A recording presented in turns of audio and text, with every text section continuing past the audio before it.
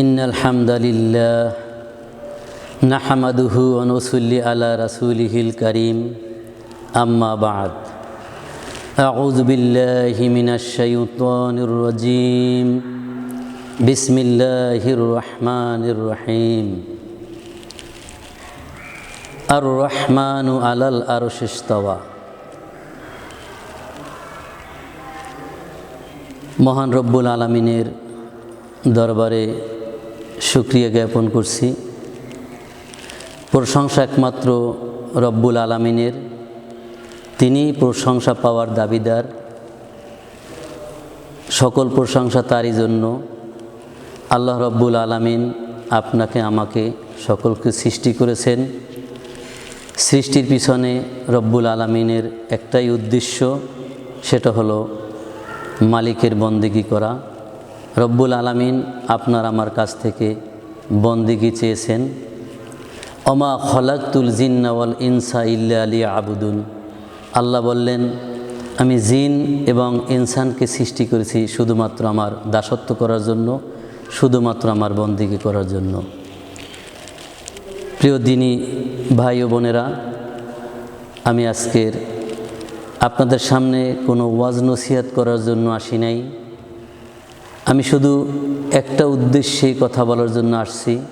আশা করি আমার এই কথাগুলো মন এবং শ্রবণ দিয়ে শুনবেন এবং বিচক্ষণতার সাথে অ্যানালাইজ করবেন যে আমি কী কথাগুলো বললাম।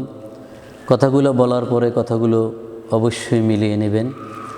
রব্বুল আলামিন সূরা জারিয়াতের 56 নম্বর আয়াতে বললেন, আমি একমাত্র জিন এবং ইনসানকে সৃষ্টি করেছি শুধুমাত্র আমার বন্দেগী করার জন্য। এখন আপনি আমি যদি বন্দেগী করতে যাই, বন্দেগী করার পূর্বে আগে আপনাকে আমাকে অবশ্যই রবকে ঠিক করতে হবে।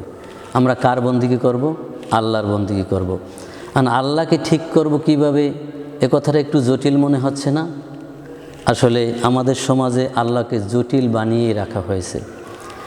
যেমন রব্বুল আলামিন তিনি সাক্ষ্য দেন, আমি আছি আরশে আজিমে সীমাহীন কর্তৃত্বে।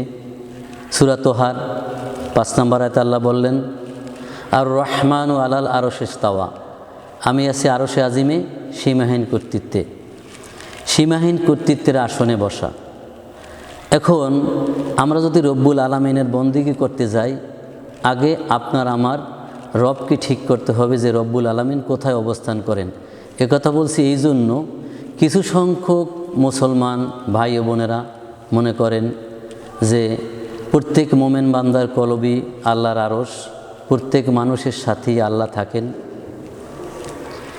এবং আল্লাহ নিরাকার, তার কোনো আকার নেই। এই দুটো বিষয় নিয়েই আমি আপনাদের সামনে কথাটা খোলাসা করব, কথাটা ক্লিয়ার করব।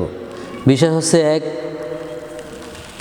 আল্লাহ নিরাকার।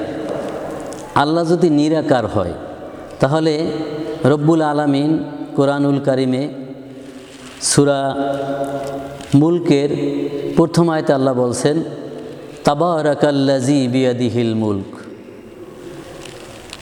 সমস্ত রাজ্য আমার হাতে। রব্বুল আলামিন বললেন, সমস্ত রাজ্যের বাদশা আমি, সমস্ত রাজ্য আমার হাতে। আল্লাহ রব্বুল আলামিন এখানে কি হাতের বর্ণনা দিলেন। এরপর রব্বুল আলামিন একের পর এক অনেক আয়াতের মাধ্যমে তিনি তার সমস্ত দৈহিক বর্ণনা দিয়ে গেছেন। চোখের বর্ণনা, কানের বর্ণনা, হাতের বর্ণনা, পায়ের বর্ণনা। এভাবে একের পর এক আয়াতের মাধ্যমে রব্বুল আলামিন তিনি তার দেহের বর্ণনা দিয়ে গেছেন। আল্লাহর হাত, পা, মুখ, মুখমণ্ডল, চেহারা সব বর্ণনাই দিয়েছেন। এখন প্রশ্ন এটাই, আল্লাহর হাত আল্লাহর মতো, আল্লাহর চোখ আল্লাহর মতো। আল্লাহর চোখ আপনার চোখ আমার চোখ এক নয়। আল্লাহ আল্লাহর মতোই। কথা ক্লিয়ার? এখানে আল্লাহ নিরাকার যদি বলা হয়, তাহলে আল্লাহর অঙ্গ প্রত্যঙ্গকে অস্বীকার করা হয়। আল্লাহ আল্লাহর মতোই। আল্লাহ কশ্চিনকালেও নিরাকার নয়। আল্লাহ যদি নিরাকার হতো, তাহলে তো তার বন্দেগী করার কোনো প্রশ্নই ওঠে না। নিরাকার জিনিসে কে বিচার করবে? তাহলে আমরা যে সালাতের মাধ্যমে প্রতি রাকাতে বলে থাকি মালিকি ইয়াউমিদ্দিন, তিনি বিচার দিবসের মালিক, তাহলে তো এই মালিকের প্রয়োজন হয় না। কথাটা আশা করি বুঝতে পারছেন। এরপরে মূলত প্রথমত যে বিষয়টা বললাম, দ্বিতীয় বিষয়টা হচ্ছে আমরা প্রত্যেক বান্দার কলবেই আল্লাহ, এভাবে অনেক লোকে জানি আর অনেক লোকে জানি না। এ জানার পিছনে একটা কারণ, অনেক ওয়াজ মাহফিলে ছোটোবেলা আমি গিয়েছি, ওয়াজের মঞ্চে শুনেছি, তারা আরবিতে বলে কুলুবুল মুমিনিন আরশুল্লাহ, প্রত্যেক মোমেন মান্দারি কলব হচ্ছে আল্লাহর আরশ। নাউজুবিল্লাহ, আল্লাহ আপনাকে আমাকে হেদায়েত দান করুক। এবং অনেক বই পুস্তকের ভিতরে আমি লেখা পেয়েছি, এভাবে লেখা, মান্না গুঞ্জাম দর জমিনে আসেমা, লেকে গুঞ্জাম দর কলুবে মোমেনা। বাংলা আবার সুন্দর করে অনুবাদ করেছে, আমি আসমানে সামাই হই না, জমিনেও সামাই হই না, মোমেন বান্দার কলবি গিয়া সামাই হই। সাধারণত মানুষগুলাই বোঝেন এগুলা কোরআনের আয়াত হয়তো বা। আসলে যারা আরবি ভাষা জানে, আরবি ভাষায় এই কথাগুলো বলা হয়েছে, আর এটা একটা ফার্সি এবারাত। কিন্তু এখন এইসব যেসব বই পুস্তকের মধ্যে থেকে আমরা যে শিক্ষা পেলাম, প্রত্যেক বান্দার কলবি হলো আল্লাহর আরশ। নাউজুবিল্লাহ, আল্লাহ আপনাকে আমাকে হেদায়েত দান করুক। মূলত কোরআনুল কারিমে সূরা তোহার 20 নম্বর সূরার 5 নম্বর আয়াতে আল্লাহ সাক্ষ্য দিলেন কি নেই, আর রহমান ও আলাল আরশ ইস্তাওয়া, আল্লাহ বললেন আমি আছি আরশে আজিমে সীমাহীন কর্তৃত্বে। দেখুন তো, এখন আল্লাহ কোথায় আছে এটা যদি আমরা নির্ধারণ না করতে পারি, তার কার বন্দেগী করব? আল্লাহ তো বান্দাকে সৃষ্টি করার পর বান্দার কাছ থেকে একটা জিনিসই চেয়েছেন, তাহলে তার দাসত্ব করা, তার বন্দেগী করা। ইতিপূর্বে আমি আয়াতে কারিমেটুকু বলেছি, অমা খলাকতুল জিন্না ওয়াল ইনসা ইল্লা লিয়াবুদুন, আমি জিন এবং ইনসানকে সৃষ্টি করেছি শুধুমাত্র আমার বন্দেগীর উদ্দেশ্যে, অন্য কোনো উদ্দেশ্যে নয়। এখন বন্দেগী করতে হলে আপনার আমার রবকে আগে ঠিক করতে হবে, কার বন্দেগী করব। এখন যদি তারে নিরাকার করে রাখি, প্রত্যেক বান্দার কলবে কলবে রাখি, তাহলে অনেক মাবুদ হতে হয়। প্রত্যেক বান্দার কলবি যদি আল্লাহর আরশ হয়, তাহলে প্রত্যেক বান্দার কলবই তো আল্লাহ। এখন বলতে পারেন না, আল্লাহর কুদরাতে প্রত্যেকের কলবে থাকে না। আমরা যে পাপিষ্ট লোক, আমরা যে জঘন্য কাজগুলো করি, আল্লাহ হলো পাক পবিত্র, তার মতো তার তুলনায় জমিনে কিছুই হবে না। তিনি হলেন মালিক, তিনি কর্তা। এক হাদিসে বলছে, লা আতাত আলি মাখলুকে ফি মাসিয়াতিল খলকে, স্রষ্টার নাফরমানি করে সৃষ্টি আনুগত্য করা যায় না। আমরা স্রষ্টা নই, আমরা সৃষ্টি, এটা মাথায় রাখতে হবে। আমরা সৃষ্টি, আমরা স্রষ্টার বন্দেগী করব।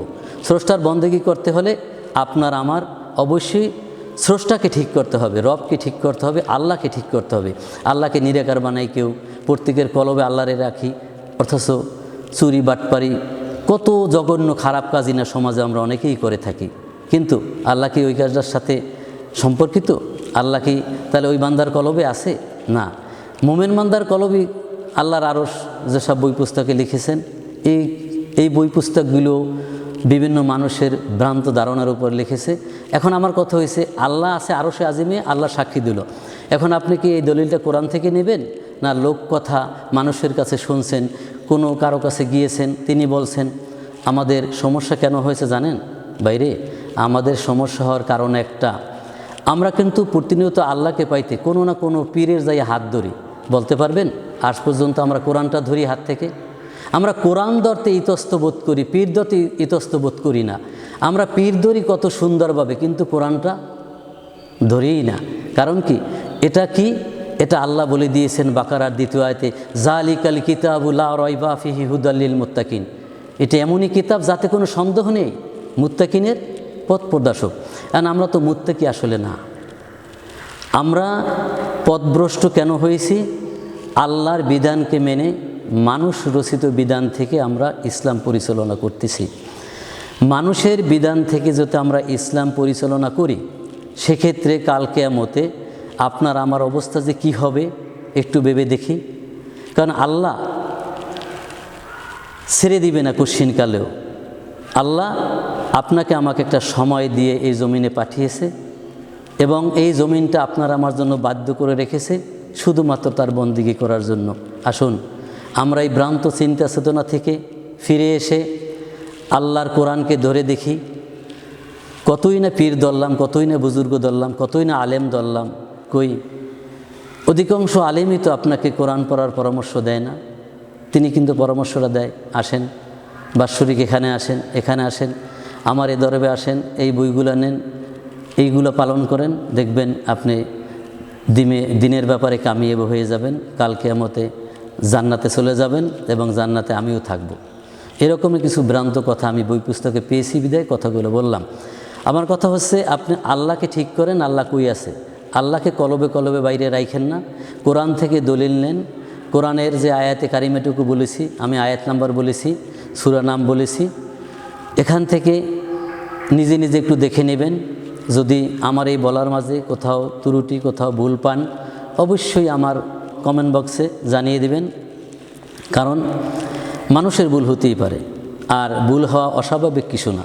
কারণ মানুষ ভুলের ঊর্ধ্বে নয়, মানুষ ভুল করবেই। কথা হচ্ছে, আমার কথাটা যেটা বলছি আমি কোরআনুল কারিম থেকে বলছি, আপনিও একখানা কোরআনুল কারিম ক্রয় করবেন, যেটার বাংলা অনুবাদ আছে। যেহেতু বাংলা অনুবাদ দেখবেন, এই জন্য আপনার আমার ভাষা বাংলা, কোরআনের ভাষা আরবি। যেহেতু আমি আরবি ভাষা কেউই পারদর্শী নই যে আরবি ভাষায় লিখেছে এ দিয়ে বুঝে ফেলেছি, না, এটাকে বাংলায় রূপান্তরিত করে বাংলা অনুবাদ করে অবশ্যই দেখতে হবে। আর আমি কাউকে হেয় করার জন্য, কাউকে ছোট করার জন্য আমি কথাগুলো বলি নেই। যেহেতু বন্দেগী করতে হলে আগে আপনাকে আমাকে রবকে ঠিক করতে হবে। আশা করি আমার কথাগুলো বুঝতে পারছেন এবং জীবনের সব কিছুই মিলালেন। আপনার বন্দেগীটা একটু আল্লাহর বিধানের সাথে মিলিয়ে নেবেন। আমি যে বন্দেগীটা করছি, কোরআন এবং হাদিসে এ বন্দেগী আছে কিনা, কোথায় পাওয়া যায়, অবশ্যই যেন আমরা খুঁজে দেখতে পারি। আমা তাওফিকি ইল্লা বিল্লাহ। এ কথার মাঝে যদি কোনো ভুল হয়ে থাকে সেগুলো মার্জনার দৃষ্টিতে দেখবেন এবং আমার এই কথাগুলো কোরআন এবং হাদিসের আলোকে যদি হয়েই থাকে, কোরআন এবং হাদিসে যদি কথাগুলো পাওয়াই যায়, তাহলে আপনাকে আমাকে অবশ্যই এর উপরে আমল করতে হবে। যদি এর উপরে আমল না করি, কাল কিয়ামতে আমি জাহান্নামের ইন্ধন হব। আমরা কিন্তু কেহই জাহান্নামের ইন্ধন হওয়ার জন্য জমিনে আসি নাই। প্রত্যেকটা মানুষই কিন্তু জান্নাতের আশা করি আমার এই কথাগুলো বুঝতে পারছেন। আসসালামু আলাইকুম ওয়া রাহমাতুল্লাহি ওয়া বারাকাতুহু।